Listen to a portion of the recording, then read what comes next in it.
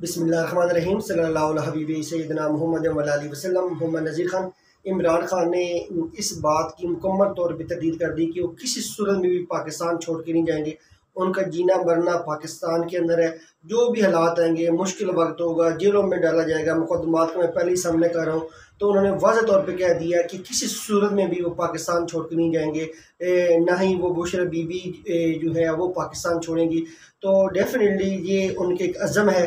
तो और उन्होंने एक बहुत बड़ी आज खुल के मुस्बत बात की कि फ़ौज जो है वो पाकिस्तान का अहम इदारा है। फ़ौज की पाकिस्तान के लिए बड़ी खदमात है और PDM को सूट करता है कि इमरान खान और फ़ौज की जो क़यादत है उनके दरमियान जो है मिसअंडरस्टैंडिंग, गलतफ़हमी पैदा की जाए। तो इमरान खान ने बड़ा वाज़ह किया कि वो फ़ौज से मोहब्बत करते हैं और फ़ौज के जो सरबराह हैं उनको भी कहते हैं कि मैं इस वक्त सूट कर रहा है PDM को कि इमरान खान और फ़ौज के दरमियान फासले बढ़ाए जाएँ।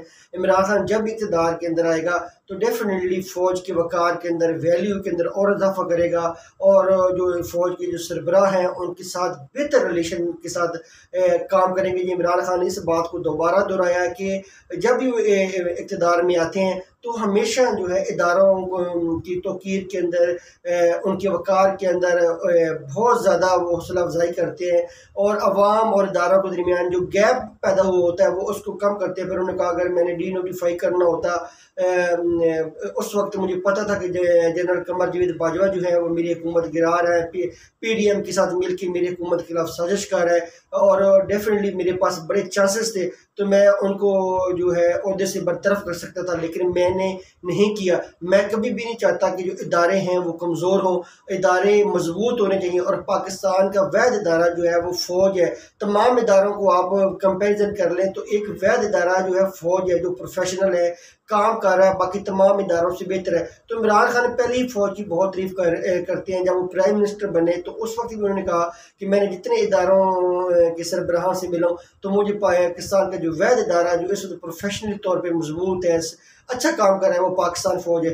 तो इमरान खान की एक ये क्वालिटी है कि जब इक़्तिदार में आते हैं तो वो इदारों और अवाम के दरमियान जो गैप होता है वो ख़त्म कर देते हैं। इदारों और अवाम जो है ऑटोमेटिकली अपने इदारों से मोहब्बत करने लग पड़ती है। जिस PDM गवर्नमेंट की आप इमरान खान की पॉलिसी से इख्तलाफ करें, तनकीद करें इमरान खान की पॉलिसीज़ के ऊपर एज अपोजिशन जो अभी सियासत करें, लेकिन एक उसकी बात की तारीफ करनी पड़ेगी कि जैसी हालात है उसके बतौर वज़ीर-ए-आज़म उसके दौर हुकूमत में उसने अवाम और इदारों के दरमियान फासले नहीं बढ़ने दिए। ये PDM की नाकामी है कि ये एक ही काम कर लेते हैं, चले इनसे मईशत नहीं संभाली गई, महंगाई कंट्रोल नहीं हुई और ज़्यादा जो चीज़ें हैं इनकी कंट्रोल में नहीं हो सकी, आम आदमी को रिलीफ नहीं दे सके, तो डॉलर की कीमत नहीं लेके आ सके, सिर्फ एक काम कर लेते तो इनकी कामयाबी होती कि अवाम और इदारों के दरमियान जो फासला था ये न बढ़ने देते।